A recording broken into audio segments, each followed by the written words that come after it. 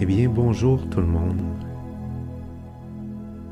Bienvenue à cette nouvelle formule de podcast. Vous aurez remarqué que je suis présent seulement qu'en voix. C'est un peu voulu. J'aime pas vraiment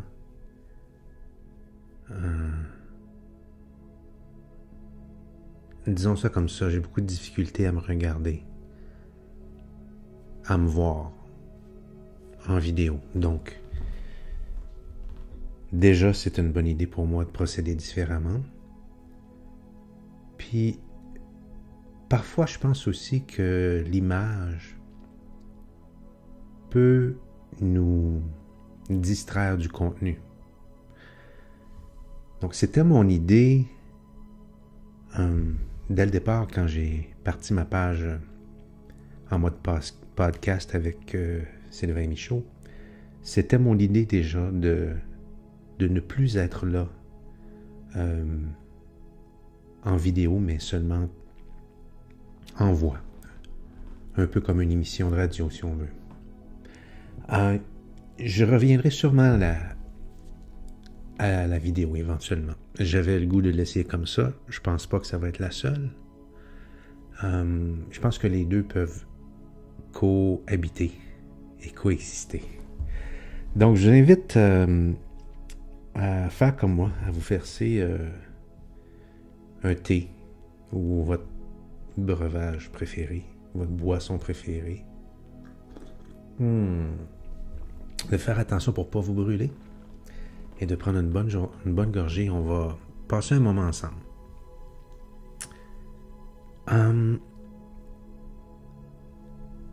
Moi, je vous explique que le contexte actuellement, j'ai baissé les lumières.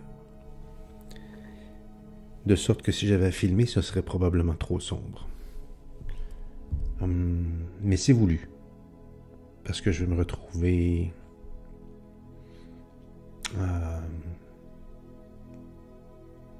dans le calme et je vais être le moins distrait possible. D'ailleurs, si vous me permettez, je vais faire un peu de bruit avec ma chaise, je vais me reculer et je vais... Voilà.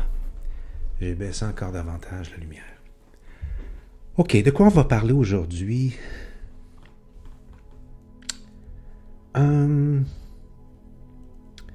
Ça va être ad lib.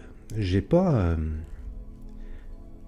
un sujet particulier à vous parler. C'est d'ailleurs pour ça, vous avez remarqué, là, je ne sais pas compter, ça fait peut-être 2 mois que je n'ai pas fait de vidéo.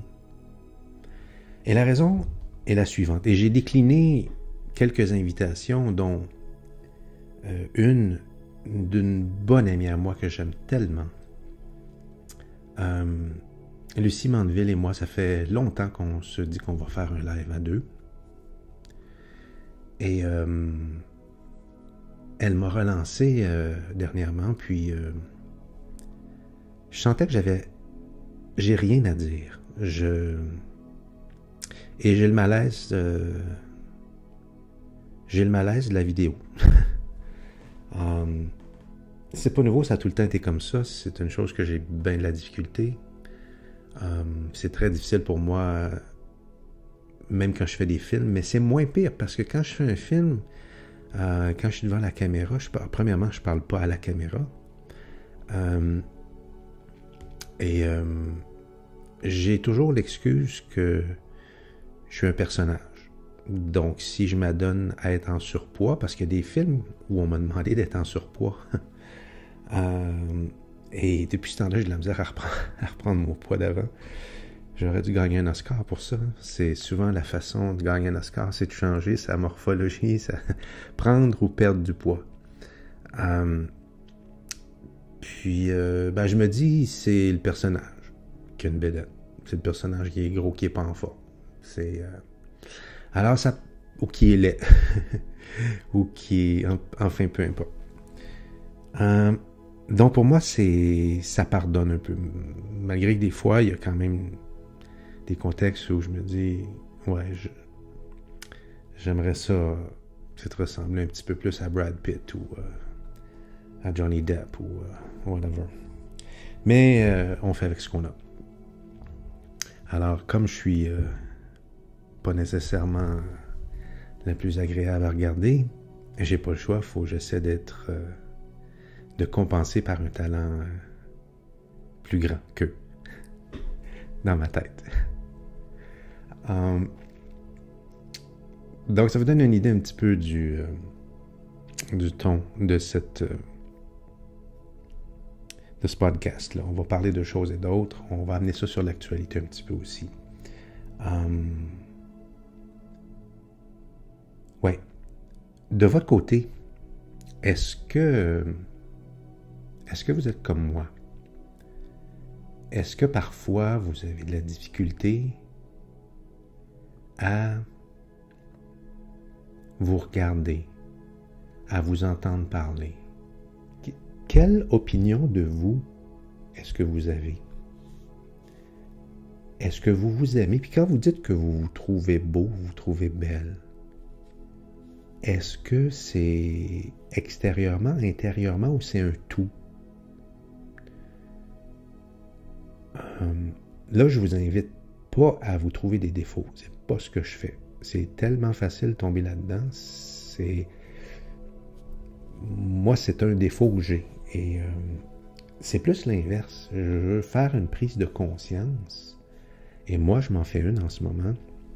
Mais c'est pas nouveau, là. C'est pas la première fois que je constate ça. Heureusement que je me trouve beau en dedans. Puis comment j'arrive à me trouver beau en dedans? C'est que je cherche toujours, et je fais des erreurs, là, je ne suis pas parfait, mais je cherche toujours à m'améliorer. Et ça, je dirais que ça date de tout le temps, mais ça n'a pas été toujours pour les mêmes choses. Exemple, les 20 premières années que j'ai travaillé, j'étais plus jeune, j'ai commencé très jeune, les 20 premières années que j'ai commencé à travailler, je cherchais tout le temps à m'améliorer au niveau du travail, surtout. Puis j'ai toujours essayé d'être un bon conjoint, un bon chum, ma blonde, tout ça. Puis... Mais mon travail prenait beaucoup de place. Ma priorité, c'était mon travail. Dans ma tête, j'allais travailler pendant 20, 25 ans, puis être très, très à l'aise, peut-être, j'aime pas dire le mot millionnaire, là, mais très confortable pour pouvoir, après ça, juste peut-être continuer à travailler pour garder la forme. Mais ça s'est pas passé comme ça. Les 20 premières années, j'ai travaillé, oui, j'ai fait des sous. Pas assez pour prendre ma retraite, mais j'aurais aimé que ce soit ça. Et à 20 ans, j'ai arrêté de travailler pendant un bout de temps. Les gens qui me suivent depuis longtemps, vous savez que j'ai pas eu une dégringolade après 20 ans, donc ça fait environ une quinzaine d'années de ça. Et donc dans ces années-là, j'essayais d'être bon, meilleur, m'améliorer, mais c'était au niveau de travail seulement. Relation avec les clients, etc. Vendre plus de maisons, être plus populaire, etc. Je faisais beaucoup, beaucoup de publicité. Et ça marchait parce que j'étais parmi les meilleurs courtiers au Québec. Ceux qui ne savent pas ce que je faisais, je suis courtier immobilier. J'étais courtier immobilier. Et encore aujourd'hui, j'ai encore mon permis et je travaille à beaucoup moins gros volume. C'est plus mon but du tout, du tout. Mon but aujourd'hui, c'est, par rapport au travail, je vais juste faire une petite aparté, c'est de prendre pas le moins de clients possible, mais prendre beaucoup moins de clients, choisir mes clients, travailler avec des gens avec qui ça vibre ensemble. Et ça veut dire si j'ai pas de clients, j'en ai pas. Si j'en ai pas beaucoup, j'en ai pas beaucoup. Puis si j'en ai un peu plus, j'en ai un peu plus. Mais je veux pas me faire suer. Il y a des clients, ça fait longtemps, il y a des clients que j'ai pas les moyens d'avoir. Quand je sens que ça va être compliqué, avant j'aurais tout pris et je me faisais suer par des clients. Il y avait des clients que je voulais en vendre le plus possible, des casas. Et ça faisait en sorte que je me ramassais avec des clients qui étaient, pas souvent, mais de temps en temps, moi j'appelle ça des clients qui veulent garder une main sur ton volant. T'sais. Ils t'appellent parce que tu es un bon courtier, mais ils veulent te dire comment travailler. C'est juste un exemple que je donne. Il y a des catégories là-dedans. Les professeurs sont souvent quelque chose. On a tous des traits de notre profession. Hein? Les professeurs sont là pour enseigner, sont là pour te dire comment faire, sont là pour te ramener dans le droit chemin. Là, on va dire que je généralise, OK? Il y a des exceptions quand même. Il y a du bon monde dans tous les domaines. Les policiers, ils se méfient. Ils se méfient de tout le monde. Ils se méfient de toi. Fait qu'ils te regardent aller. Quoi qu'avec les policiers, j'en ai quand même pas mal. Ça a toujours bien été. Avec les ingénieurs, il manque toujours des détails. Hein? On les appelait dans le courtage immobilier des gna-gna-gneurs. Les gna-gna-gneurs, ça aime bien ça, gna-gna-gna. Il y a des bons ingénieurs quand même. J'ai failli être ingénieur civil. Mon fils a failli être ingénieur mécanique. C'est que j'ai pas nécessairement... Je cultive pas des mauvaises réputations pour les gens, mais c'est comme ça. Et il y en a qui vont dire que les courtiers immobiliers, c'est des vendeurs. Bons vendeurs, bons menteurs. Moi, je ne suis pas d'accord avec ça. C'est vrai qu'il y a des vendeurs menteurs qui ont des belles carrières, par exemple. Ça, c'est vrai. Mais moi, je ne suis pas une personne qui ment et je me considère encore un très bon vendeur, mais je ne suis pas un vendeur à volume. C'est pas ça que je veux faire. Je veux bien m'occuper de mes clients. Alors, parenthèse fermée sur mon chapitre immobilier.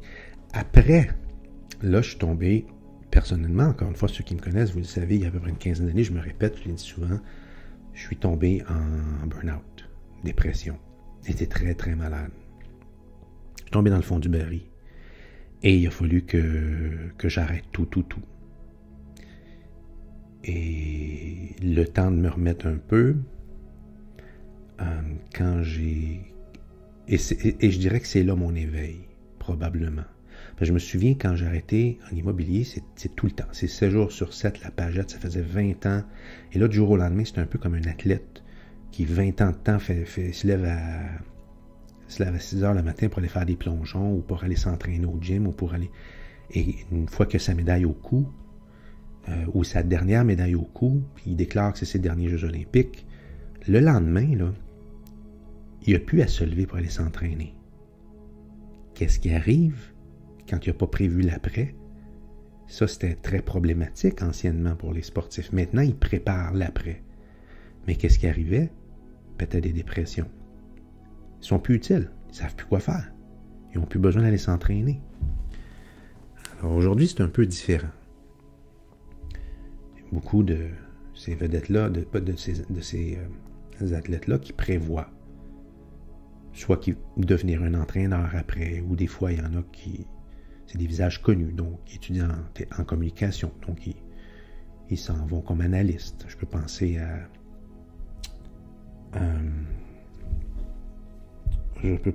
à... son nom m'échappe, ça va me venir, Bruni Surin. Bruni Surin qui est rendu conférencier. D'ailleurs, je l'ai vu. Sa conférence est très, très bon. Bruni Surin, moi, c'était un idole quand j'étais jeune. Moi, je me rappelle l'année où il était à son top. Là, je courais pas mal dans ces années-là. Je n'étais pas bon à courir. J'étais bien meilleur en vélo. Mais j'avais des chums qui étaient bons à la course. Et Bruni Surin, c'était quelque chose. Puis Ben Johnson, hein, ceux qui vont se rappeler l'histoire de Ben Johnson. Ça, Ben Johnson, ça fait penser, quand on regarde un peu ce qui se passe aujourd'hui, là, Ben Johnson... il a été déclaré, il a perdu sa médaille d'or. Je pense je ne me prononcerai pas sur l'année, je ne me souviens pas. Probablement en 80, on a eu les Olympiques en 76, c'est probablement en 80, 4 ans plus tard, je pense.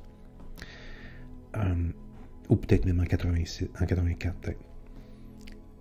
Ben, la vérité, c'est que parce que j'ai regardé beaucoup de vidéos sur Ben Johnson. Sa course était phénoménale. Ce gars-là, ça avait l'air d'un taureau, sa ligne, il était impressionnant. Oui, il a testé positif, mais la réalité, c'est qu'il disait que, je pense, sur les 8 qu'il y avait sur la grille de départ, probablement qu'il y en avait 7 qui étaient dopés comme lui.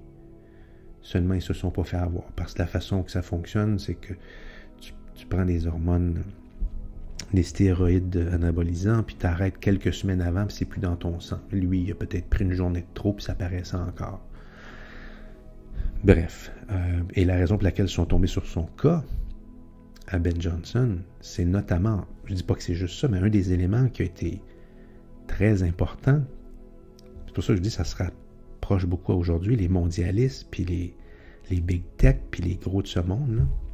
C'est que pas longtemps avant ces Olympiques, il avait changé, je pense qu'il était pour Adidas, ou Puma, mais je pense que c'était Adidas, pour une marque de souliers italien. Petite compagnie petite compagnie ici, c'est pas connu. Je ne me rappelle pas du nom. Et ça n'a pas passé. Ça n'a pas passé que ce soit pas Adidas ou Puma ou je ne sais pas trop quel autre gros, peut-être Nike. Là. Parce que, pourquoi? Deep State. C'est le même principe. C'est exactement le même principe. Il était déjà le plus rapide du monde. Il décide de laisser tomber une grosse compagnie pour aller pour une petite. Il gagne la médaille d'or. On va y chercher. C'est un complotiste. On va y trouver un défaut. On va y enlever sa médaille d'or pour ce qu'il a fait. Bon, en tout cas.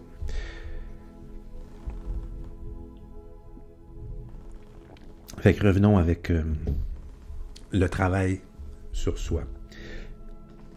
Donc moi, depuis une quinzaine d'années, quand j'ai laissé l'immobilier, j'étais malade. Ah oui, c'est ça. Là, je parlais de dépression. Ben, là, j'avais plus à me lever le matin. J'avais plus ma pagette qui sonnait. Et j'ai eu un choc.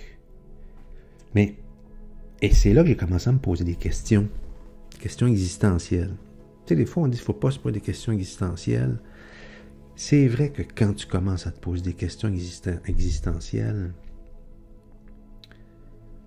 il faut que tu sois prêt à tout. Parce que tu peux peut-être réaliser que tu ne fais pas le bon travail, que tu n'es pas avec le bon conjointe, que tu ne vis pas à la bonne place. Il y a plein de choses que tu vas découvrir. Et sur le coup, moi, ça m'avait... Je dirais que c'était une belle découverte parce que j'avais rien vu. J'ai commencé en immobilier très jeune. J'avais rien vu d'autre que ça. Et là, le monde s'ouvrait devant moi, mais en même temps, mes valeurs changent. C'est là que je me suis rendu compte pourquoi je cours comme un fou depuis 20 ans. Je suis en train de passer à côté de la vie. Et là, de là, je me suis dit, bon, mais quand je me suis remis un petit peu, là, quand tu es sous médication, ça prend pas trop de temps. Quelques mois après, tu es un peu mieux. Là, je me suis dit, bon, je suis tellement pas prêt à retourner au travail, mais je suis prêt à m'amuser, par exemple. Et là, je me suis dit, qu'est-ce que j'aurais fait si j'étais pas tombé les deux pieds, si j'étais pas tombé dans la soupe, dans la potion magique quand j'étais jeune, là, un peu comme Obélix, parce que moi, c'est ce qui est arrivé. L'immobilier, je suis tombé là par accident. Alors, qu'est-ce que j'aurais fait si je n'étais pas tombé en immobilier comme ça par accident, puis que j'avais pas eu la chance d'avoir un succès en partant. J'ai travaillé très fort, par exemple. J'ai eu un succès en partant, puis ça n'a jamais arrêté. Ou à peu près. Là, j'ai eu une autre séparation qui m'a ralenti beaucoup à un moment donné, là, pendant quelques années, puis j'ai reparti après. J'étais plus jeune, c'était plus facile de repartir. Puis là, c'est là que je me suis dit, ben, quand j'étais jeune, petit cul, 6e année, 5e, 6e année primaire, je faisais des pièces de théâtre. Fait que là, c'est ça qui m'a amené finalement à aller étudier l'acting, puis à essayer de tenter ma chance dans ce milieu-là. Mais, puis vous connaissez le reste, là, je ne vous parlerai pas de ça, c'est pas de ça que je veux parler. Mais à partir du moment où j'ai laissé, on parle à peu près en 86, je pense, j'ai laissé mon travail. J'ai été 4 ans à essayer le milieu artistique, mais en même temps, j'ai commencé à faire du développement personnel. Mais premièrement, j'étais allé à l'âge que j'avais, je suis retourné sur les bancs d'école pour apprendre l'acting. Et là, tu sais, ça fait Ça fait 20 ans que tu travailles, tu es un des tops, tu es un des leaders. J'ai pas besoin de ça, pas en tout d'aller sur les bancs d'école, moi, mais je me sentais vraiment, j'avais le syndrome de l'imposteur. Vous avez peut-être déjà entendu ça. Là. Je me sentais pas à ma place. Tu sais, moi, j'allais à mes cours d'acting en BMW convertible. Là. D'ailleurs, c'est pour ça, quand j'arrivais à ces auditions, je me faisais regarder de travers. J'avais appris d'aller stationner ma voiture 4 rues plus loin puis marcher. Parce que les artistes à Montréal, ça se promène à pied, puis en métro. Fait que là, dans leur tête à eux autres, le riche s'en venait leur voler des rôles, tu sais. Parce qu'il y a beaucoup, beaucoup de jugement là-dedans. Donc, bref. Je me suis mis à faire du développement personnel, mais ça s'est activé beaucoup, il y a à peu près 5 ans. Et c'est pour ça que je me trouve beau en dedans. Il y a toujours, c'est un work in progress. C'est un travail continu. Mais j'aime le chemin que j'ai parcouru. Est-ce que j'aime le prix que j'ai payé pour devenir une meilleure personne? Faut pas que j'y pense trop longtemps, parce que ça m'a coûté cher en tas, comme dirait Tony Cruz. Ça m'a coûté très cher, financièrement et à tous les niveaux. Tu as un certain succès, tu as un certain standing, tu as un certain revenu. Fait que tu as des amis qui ont ces revenus-là, fait que tu fais ce que tu veux, tu vas au restaurant. Moi, j'avais des cartes de crédit de restaurant de 1500 par mois, là, c'était la norme.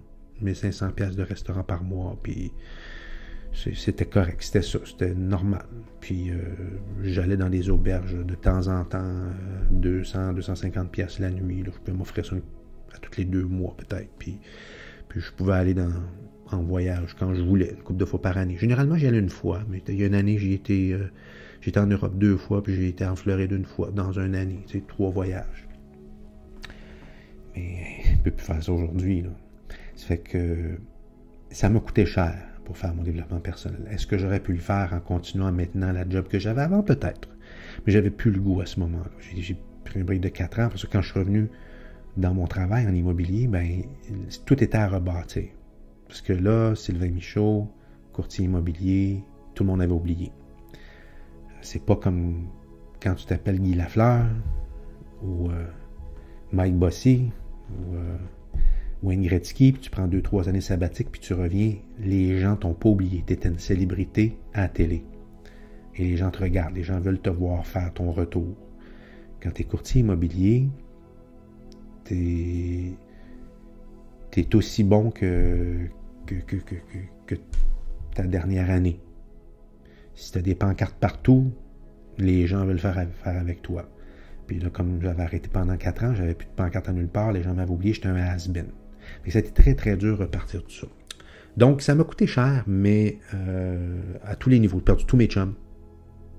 De 1, j'étais pas capable de les suivre. De 2, pour eux, j'étais un extraterrestre. Si tu fais là, Sylvain, laisser l'immobilier, t'en aller manger tes bas au théâtre, c'est que si tu fais là, avec mon médecin, quand j'avais été le voir pour avoir une prescription d'antidépresseurs, premièrement, moi, je vais chez le médecin à peu près... C'est pas compliqué, là. Depuis peut-être l'âge de quoi?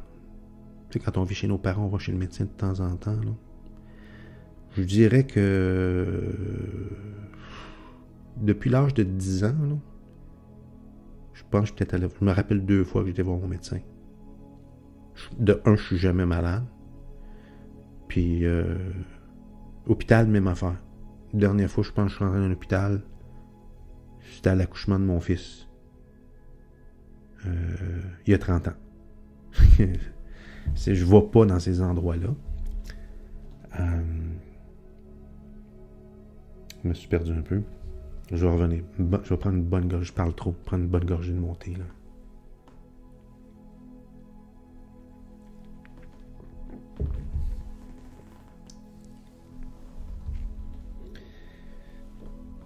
Fait que je disais que ça m'avait coûté cher pour apprendre, pour me trouver beau en dedans, mais c'est un work in progress.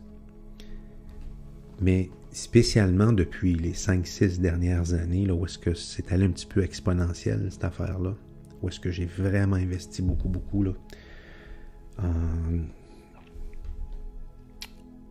en séminaire, puis toutes sortes de choses. Et à écouter plein. J'allais dire des tapes ou des cassettes, là, mais c'est plus ça aujourd'hui, c'est sur Internet, là. Je me suis rebâti, puis et là, depuis 2 ans, avec ce qui se passe, ben, je me suis découvert encore plus. Ça fait qu'à ce niveau-là, je me trouve beau, mais des fois, je me trouve aussi... parce qu'on a tous des petites rechutes, des fois, moi aussi, des fois, ça me tente d'envoyer chier quelqu'un ou de dire ma façon de penser, ou juste rester poli, mais lui dire... juste lui dire la vérité. Et la vérité pourrait être « Hey, t'es un pervers narcissique, toi. » Mais on le sait que c'est un affront que de dire ça à quelqu'un. Ça vient de m'arriver cette semaine. Couple d'affaires qui m'ont arrivé dernièrement avec des gens. D'ailleurs, je ne sais pas si vous vivez ça. C'est sûr que le monde est en train de changer. Bon, on sait que les gens qui sont hypnotisés versus les gens qui sont réveillés, il y a un gros mur qui s'est bâti entre nous. Mais même dans les éveillés, des fois, il y a des gens qui se sont réveillés dans le sens qui ont vu l'arnaque, qui savent ce qui se passe, mais ils sont autant dans la peur. En fait, des fois, ils sont plus dans la peur. Et on voit que c'est pas parce que tu as compris ce qui se passe en ce moment dans le monde que tu es nécessairement en santé psychologique, morale et émotionnelle. Et j'ai vécu une couple de choses... Je vais dire dans les dernières semaines parce que je ne veux pas pointer personne du doigt, c'est pas ça, là. Il y a peut-être des gens qui vont m'écouter, là. Mais je me suis rendu compte comment les gens, certaines personnes qui tu penses, qui t'aiment ou qui t'apprécient, ou qui pensent comme toi ou qui ne pensent pas comme toi, tu te rends compte qu'à un moment donné, ça prend rien. Puis, on se retrouve dans une situation où est-ce que tu deviens de la merde pour eux. Il y a une personne, dernièrement, que je connais depuis peut-être un peu moins de 10 ans, mais peut-être 8 ans, 10 ans. Je ne veux pas nommer la personne, je ne cherche pas vengeance du tout. Écoute, la personne m'a par message, là, on va dire par courriel, la personne avait des attentes. Et moi, je pense que je me suis comporté absolument correct avec cette personne-là dans un contexte que je ne vous décrirai pas, là. Mais la personne a été déçue parce qu'elle avait des attentes. Elle m'a fait des reproches. Puis je tombe en bas de ma chaise, je dis, voyons donc, lui. Puis en même temps, dès le départ, j'avais eu, je vous l'ai déjà dit, je suis très intuitif. Il y avait eu des petites choses, là. Puis maintenant, j'ai compris que quand il y a des petites accroches au début, là, il faut que j'éjecte, il faut que je sorte de là. Mais des fois, tu dois rester là parce que tu n'as pas d'autre option. Tu as besoin de quelque chose de cette relation-là. Ça peut être, tu sais, tu peux aller dans un commerce, par exemple, tu peux te faire servir par quelqu'un que tu détestes, mais tu as besoin de l'article qu'il a, puis tu ne peux pas l'avoir ailleurs. C'est lui qui a le dernier ou c'est lui qui a le seul. Un exemple comme ça, je vous donne pour vous essayer de comprendre. Des fois, tu as besoin de faire affaire avec des gens pour leur service ou pour leurs produits, mais tu n'es pas capable. La personne, tu dirais qu'à va-t'en, je vais me servir tout seul, puis tu prendras ta cote, là, mais je ne veux pas te voir. T'sais. Fait que j'avais eu une couple d'avertissements comme ça, mais qui m'avait révélé un peu sa vraie nature dès le début d'une certaine... ça fait quelques années, je le connais, comme on va dire 10 ans. Mais il y a quelques mois, là, j'ai commencé à faire quelque chose avec cette personne-là, puis j'ai eu, Caroline, j'avais jamais travaillé avec cette personne-là, j'avais jamais fait, tu sais, mais là, je vois une autre version de lui que je suis pas sûr que j'aime ça, là. Mais j'avais besoin de lui, de cette personne-là. Et ça a pété, dernièrement. Il m'a insulté, j'en revenais pas. J'ai dit, je peux pas croire que tu me dises ça. Des insultes. Mais clairement, et puis je suis resté, j'ai gardé mon calme tout le temps. Des fois, tu sais, quand on te pique comme ça, tu as le goût de réagir. Non, chier, tu sais. Ou tu as le goût de dire, hey, t'es un méchant pervers narcissique, toi? Ou, tu sais, n'importe quoi d'autre, tu sais. Mais non, je suis resté calme. Je dis, écoute, tu me jettes en bas de ma chaise. Écoute, c'est ton choix. Tu as le droit de voir ça de même. Mes salutations. Et là, je ne vous expliquerai pas ce que lui m'avait dit parce que je ne veux pas identifier la personne. J'en ai eu quelques-uns dernièrement, donc ça peut être différent. Différentes personnes. Je suis humain, moi, avec. Des fois aussi, j'ai le goût de, mais je suis arrivé à me retenir. Et j'ai tout simplement dit, puis il m'attaquait à 2 reprises. Tu sais, on commence à... Tu sais, il m'envoie des messages pour me faire un reproche. Après ça, je lui réponds poliment. OK, écoute, bonne continuation. Il revient. Non, t'as pas compris.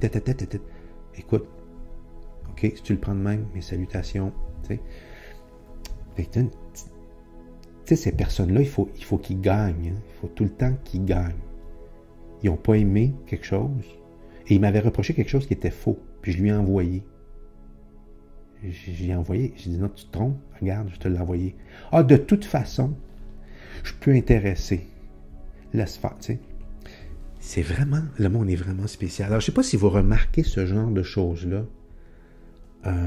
Et des fois, comme je dis, des fois, c'est avec des endormis. Mais des fois, c'est avec des réveillés aussi. Il y a des réveillés, des fois, qui sont dans la peur. Parce qu'ils ont compris ce qui se passait, puis eux autres ne sont pas capables de voir le nouveau monde, ils ne sont pas capables de voir qu'on s'en va ailleurs. C'est qu'ils focusent sur le plan du nouveau monde. Ils sont réveillés, mais ils focusent là-dessus.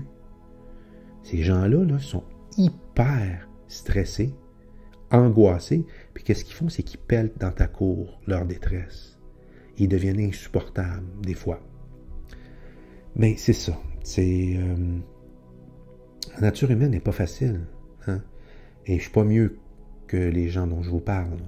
En fait, je pense que je suis mieux. Je pense que j'ai travaillé plus que ces gens-là. Et je pense que je dérape pas comme ça. Mais ce que je veux dire, c'est que je suis pas mieux dans le sens que moi aussi, je peux avoir ces tentations-là des fois. Mais je me contrôle. J'ai appris à me contrôler. Et j'ai appris... Moi, j'ai une façon, puis ça, je pense que j'en ai déjà parlé, j'ai une façon de me comporter et j'essaie que ce soit tout le temps. Même quand je suis toute seule. Bon, quand je suis tout seul, des fois, là, je fous pas mal. Tout seul dans la maison, là. Tu sais, il ne faut pas oublier que je suis un acteur. Hein. Fait que des fois, je suis pas mal cave. Je ferme les rideaux. Vous pouvez être sûr que personne ne me regarde. Mais, outre ces moments de folie-là qui sont gérés et voulus, et à quelque part, c'est même une soupape, puis je me fais plaisir, dans le reste du temps, j'agis tout le temps, j'essaie, c'est un truc que je peux vous donner, j'essaie tout le temps d'agir comme si j'étais surveillé par quelqu'un que j'aime ou quelqu'un de qui j'ai besoin. Mais je m'explique. Tu sais, si on va passer une entrevue, on se présente toujours sur notre meilleur jour. On fait attention à comment on s'assoit, on fait attention à comment on parle. Hein? Quand ils nous demandent nos défauts, bon, j'en trouve pas. Tu sais, des qualités. Ah, je suis à l'heure, tu sais, je suis plein d'énergie, je suis à l'heure, je suis un travailleur d'équipe, tu sais, je suis dynamique. C'est qu'on se montre sur notre meilleur jour. Mais quand on sort de là, on peut pogner le téléphone, on embarque dans notre auto, puis là, on est tout croche. Ouais, moi, ça va. Tabarnak, parle-moi-en pas, calice, esti. Tu l'as pas vu. Je pense que Chris, esti, j'en ai mis, tabarnak, je pense qu'il va me prendre. Ou calice, tu parles-moi pas de ça. Il me regardait même pas, il était même pas intéressé, le calice, gros Chris. Tu sais, comprenez ce que je veux dire? C'est que, des fois, quand on se sent pas observé par une personne de qui on veut bien paraître, on devient des pas de classe, des fois. Ou on devient pas beau à voir. Donc, moi, j'essaie de tout le temps me comporter comme si j'avais une caméra sur moi puis quelqu'un qui me filmait. pas un stress que je me fais. Là. Je peux vous expliquer ça, vous pouvez dire, ta barouette, ça ne doit pas être relaxant, vivre ta vie. Non, non, non, non. C'est inconscient ce que je vous dis. Je fais une figure de style. J'essaie tout le temps de me... Tiens, regarde, je vais vous mettre ça autrement. J'essaie tout le temps de me comporter de sorte que quand je vais faire mon life review, quand je vais être mort, puis je vais revoir ma vie défiler, que je ne sois pas trop déçu. Puis que je sais que la source, on peut dire Dieu, on peut dire l'univers, on peut dire, ça peut être Jésus, prenez le nom que vous voulez, là, une divinité. Je sais qu'une divinité peut toujours être en train de me regarder. Et je sais aussi qu'ils ne jugent pas les divinités. Ils n'ont pas besoin de juger. Je sais que c'est moi qui vais me juger dans mon life review. Mais je sais qu'ils vont être à côté de moi. Eux autres, ils vont me pardonner. Pas grave, Sylvain. Tu as fait de ton mieux. Tu le vois là? Ou est-ce que... Parce que dans ton life review, quand tu revis ta vie au complet, puis tu vis les émotions des personnes qui interagissent avec toi autant que les tiennes. Alors, quand tu as insulté quelqu'un, c'est pour ça que je dis souvent que les haters, là, oh boy, je peux-tu vous dire que ils vont avoir un life review qui va être pas mal dur, eux autres, parce que c'est des gens qui démolissent les autres parce qu'ils n'ont aucune valeur d'eux autres mêmes. Mais quand ils vont faire leur life review, s'ils n'ont aucune valeur d'eux autres mêmes, aucune estime, mais tout ce qu'ils ont dit aux autres, ils vont le subir, ils vont le sentir. Imaginez comme déjà en partant, ils n'ont pas d'estime d'eux autres, comment ils vont se ramasser à terre face à tous les gens qui ont démoli. On peut penser au Camus de ce monde-là.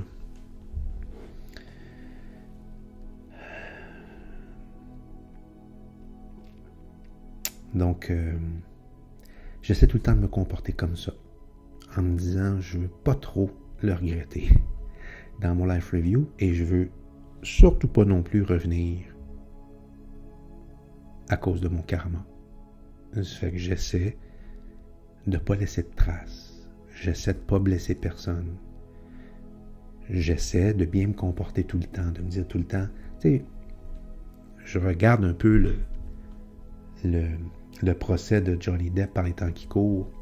Je ne mets pas toute mon énergie là-dessus. Là. Je reste ouvert parce que je le sais que c'est...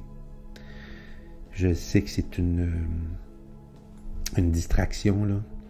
Puis que je reste toujours ouvert. Moi, je regarde alentour. Quand on veut qu'on regarde là, il faut regarder l'autre bord aussi. Là. Mais je le suis quand même pas mal parce que, de un, j'ai jamais suivi un procès et je veux voir comment ça se passe. Et ça, c'est un gros procès, là.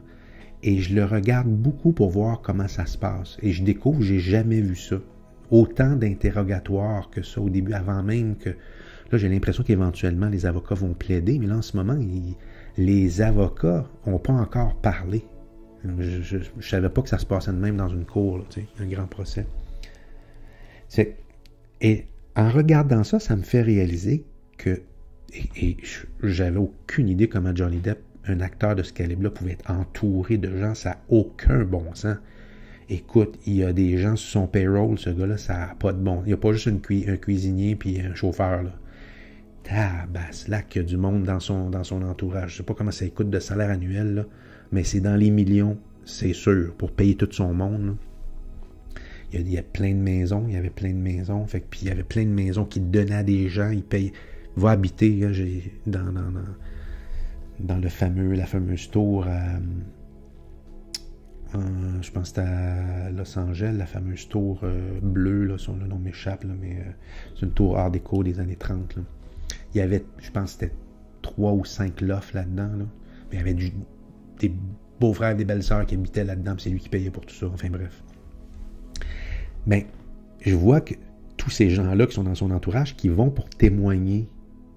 Puis ma foi, ils ont plus de mémoire que moi parce qu'ils ont dû prendre des notes, sachant qu'ils allaient, parce qu'écoute, ils se rappellent des détails dans bien des cas. Là. Moi, je sais même pas ce que j'ai mangé hier soir, là, pour vous donner une idée.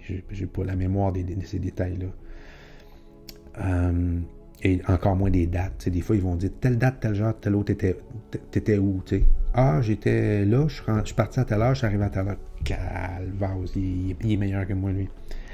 Mais effectivement, ils ont dû prendre des notes, sachant que ça s'en allait en cours, cette histoire-là, j'imagine, je sais pas. Mais ce que je veux dire, c'est que c'est là qu'on se rend compte, parce qu'on se rend compte que les gens dans leur entourage, les amis, les valets, les chauffeurs, les bodyguards, la nanny, la ci, tous les amis, le comptable, ben ils sont tous appelés à témoigner. Puis, et même chose du côté de Amber, son nom de famille m'échappe, là. Puis, ben, des fois, ils témoignent en mal parce qu'ils ont vu, en fait, témoignent en mal, ils ont vu plein de chicanes entre ces deux-là. Fait que, tu sais, si, je sais que c'est pas facile, je vois très très bien la dynamique entre Johnny Depp et son ex, ok? J'ai vécu des relations de même. Et moi, je suis pas le genre à prendre pour Johnny Depp parce qu'il est plus connu et c'est un de mes acteurs préférés. Là. Non, non, non, non, non. On va ça se peut très bien qu'il soit coupable parce qu'on sait, quand on connaît un peu Johnny Depp, il peut être très explosif. OK? Mais elle, je la connaissais pas. Mais je me suis rendu compte aussi comment est-ce qu'elle est manipulatrice. Enfin, bref. Je pense que Johnny Depp est plus victime que bourreau là-dedans, mais c'est pas nécessairement... Mais là où je veux en venir, c'est que j'ai déjà vu une situation comme ça, et ça arrive des fois. J'ai jamais été violent comme Johnny Depp peut engueuler, parce qu'il y a des enregistrements de ça qui engueule sa blonde, mais souvent, c'est d'après les témoins, c'est toujours elle qui partait, mais pas de misère à le croire. Mais, tu sais, quand tu pèses sur le bouton, là, ben, moi aussi, si tu pèses sur mon bouton, je me suis pogné avec des blondes, tu sais, mais j'ai jamais engueulé de la façon que Johnny Depp a pu le faire, mais s'il y avait eu Johnny Depp et elle, s'ils avaient eu comme réflexe, comme habitude, comme mode de vie, de toujours agir comme si les gens dans leur entourage les jugeaient, de un, les gens n'auraient rien à dire au procès. Ils ne pourraient pas dire, oui, je l'ai vu, il lançait une tasse en pleine face. Oui, je l'ai vu, il s'est fait couper un doigt, j'ai vu, tu sais, il s'engueule tout le temps, tu sais, ça criait, ça criait. Ah ouais, c'était des gens full dans la drogue, là, tu sais, c'est des gens qui prennent de la coke, c'est des gens qui font des mushrooms, puis c'est des gens qui boivent du vin, puis surtout, elle semblerait, mais Johnny Depp, il laisse pas sa place là-dessus non plus. Mais s'il avait eu l'habitude de se comporter comme si il était en cours déjà, les gens n'auraient rien à dire. Non seulement ça, ils ne se seraient jamais chicanés. Ils auraient réalisé qu'ils sont incompatibles et la relation aurait terminé. Plus facile à dire qu'à faire. Parce que quand tu es pris dans une relation comme ça, qui est une relation passionnelle, je vous le dis, j'en ai vécu des relations comme ça. Au moins 2. Moi, j'ai une couple de filles qui m'ont sacré un coup de poing d'en face. Il y en a une fois, je conduisais, imaginez, sur l'autoroute, je pense. Il me semble que j'étais sur l'autoroute. Non, c'est pas vrai, j'étais sur le boulevard La Belle. Je conduis, là. Elle m'en a dégainé un. C'est drôle. C'est pas moi, c'est elle qui m'avait trompé. Ben, elle m'a slogué. Comprenez-vous, tu sais, le pervers narcissique. Il y en a pas mal, des gens comme ça. Moi, j'en ai croisé pas mal. Donc, c'est ça. C'est ça que j'appelle travailler sur soi. Travailler comme si tu étais tout le temps observé et noté, comme si tu passais un examen tout le temps. C'est pas... Je pense pas que c'est ce qu'il faut nécessairement se dire, parce que si on se dit ça sans avoir fait le travail, on va trouver que c'est une corvée incroyable, là.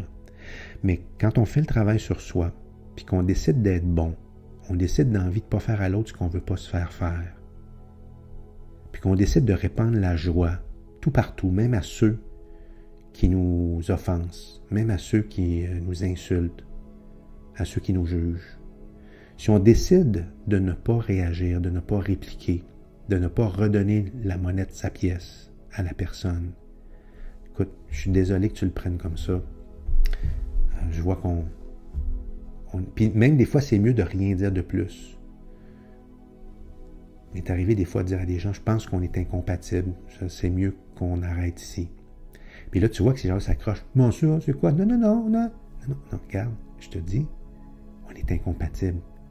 C'est mieux qu'on travaille pas ensemble. C'est mieux qu'on sorte pas ensemble. C'est mieux qu'on soit pas amis, peu importe le contexte. Mais c'est ça. Il faut commencer par faire un travail sur soi. Il faut commencer à arrêter d'être négatif, travailler beaucoup, beaucoup, beaucoup sur son positif.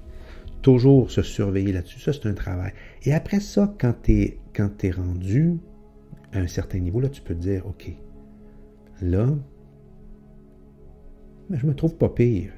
Mais si j'étais filmé, est-ce que je passerais le test? Quand je vais me faire mon live review, est-ce que je vais vraiment penser que... Alors, c'est ça. De ça, je voulais vous parler aujourd'hui.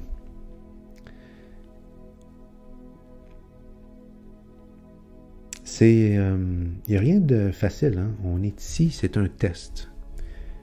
On est ici pour faire une expérience en 3D dans un monde de dualité où est-ce que la confrontation, elle est constante, toujours omniprésente. Il faut apprendre à ne pas confronter les autres, à ne pas rentrer dans l'énergie de l'autre. Je ne sais pas, je vais peut-être me répéter. Ça, je l'ai déjà dit par rapport à l'acting, entre autres. Mon partner d'acting avec lequel je faisais tous mes films avant était beaucoup plus jeune que moi. Il avait l'âge pour être mon fils. Il avait l'air plus vieux que son âge, par exemple, là. Mais je l'ai connu, il avait 14 ans, je pense, 15 ans. Et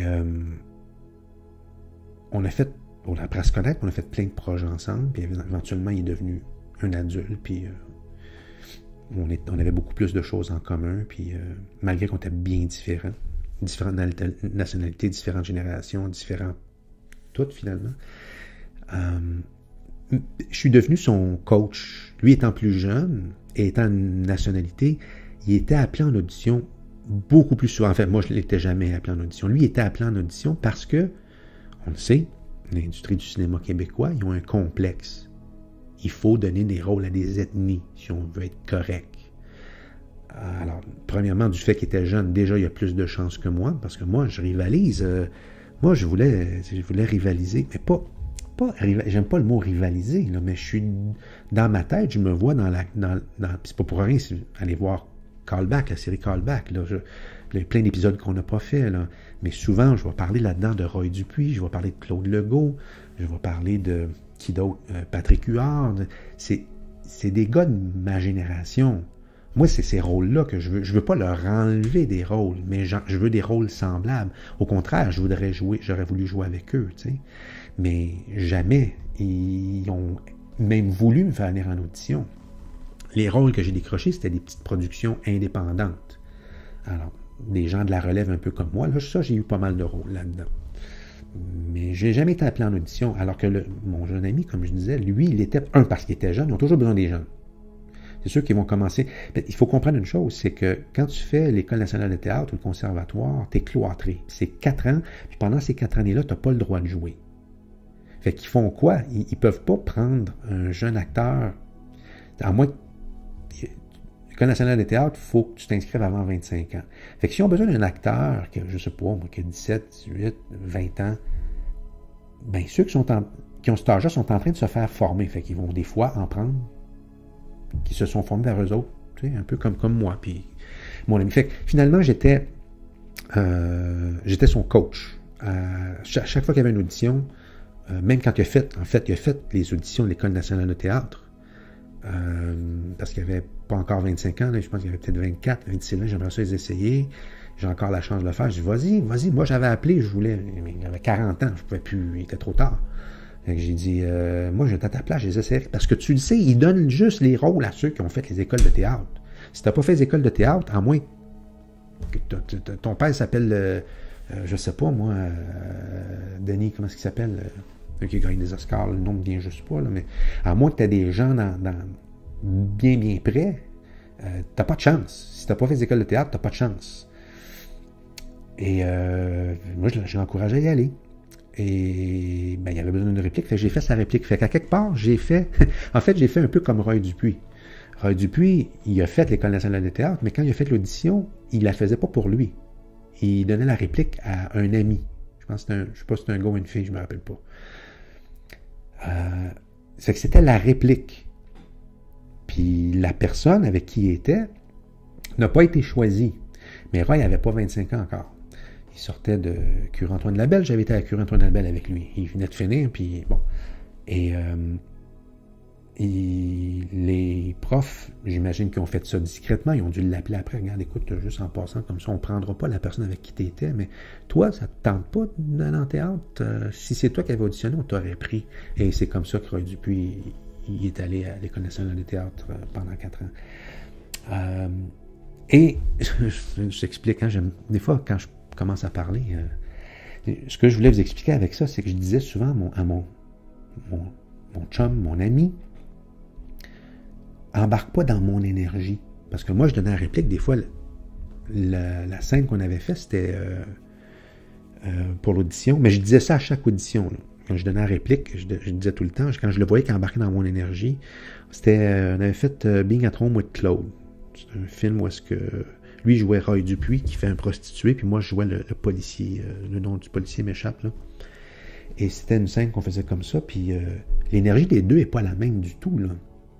Roy Dupuis vient d'égorger quelqu'un, puis c'est un gay, il vient d'égorger un autre gars après avoir fait l'amour, puis il s'en va se réfugier, je pense, dans une bibliothèque, puis le policier, il arrive, puis il l'interroge. C'est...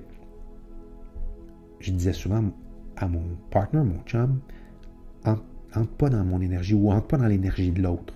Et ça, j'ai dit ça souvent, j'ai coaché beaucoup des gens qui ont joué dans mes films. Entre pas dans son énergie, embarque pas dans son énergie. Lui ou elle est en crise, ou est fâché, ou a de la peine, mais toi, ton personnage, il est pas là. Ton personnage, il est pas dans la même énergie, il arrive d'ailleurs, puis son vécu, sa journée n'est pas la même. Alors, dans la vraie vie, il faut pratiquer ça aussi. Fait que quand quelqu'un vous agresse, parce que elle n'a pas compris ce qui se passe, parce qu'elle n'est pas d'accord avec votre vision des choses, ou parce que c'est un ou une pervers narcissique, ou peu importe la raison pour laquelle une personne peut vous attaquer, ça arrive régulièrement dans la vie.